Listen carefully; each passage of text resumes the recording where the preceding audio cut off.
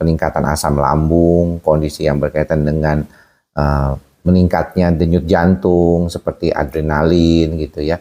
Itu bisa dikaitkan karena kopi misalnya, itu bisa jadi. Jadi mencegah terjadinya kumat itu sebenarnya fokus bagaimana jangan sampai minum atau makan sesuatu yang bisa memicu organ otonom yang besar. Contohnya jantung, paru, dan lambung.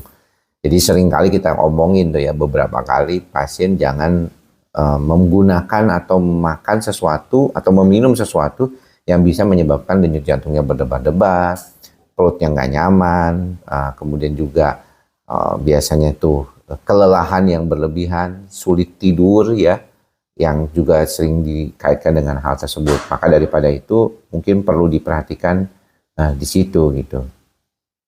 Kemudian yang seringkali jadi dominan yang kedua itu adalah beberapa pertanyaan terkait dengan lepas obat. Nah, si pasien ini sering menanyakan berulang kali gitu ya, biasanya itu adalah apakah boleh tapering off sendiri misalnya. Sebenarnya tapering off itu harus atas seizin dokter. Jadi si pasien itu harus tanya ke dokternya yang menyarankan apakah boleh tidak di tapering. Karena kalau misalnya di tapering tapi bukan atas petunjuk dokter, misalnya kondisinya terkait dengan belum saatnya berhenti pengobatan, ya balik lagi gejalanya. Contoh, ada beberapa pasien yang baru 1 kali gitu ya, minum obat atau 2 kali minum obat merasa nggak nyaman, langsung pengen lepas obat. Kedua, ada pasien yang baru seminggu enakan atau 2 minggu lah, kemudian mau lepas obat ya. Padahal kan kita tahu sebenarnya problem utama dari kondisi itu tuh nggak cepat. Artinya ketika terjadi gejalanya, jadinya juga nggak cepat, gejalanya jadi gangguan yang sampai membuat dia ke dokter. Begitu juga kalau saat baik, dia juga tidak cepat seperti itu ya.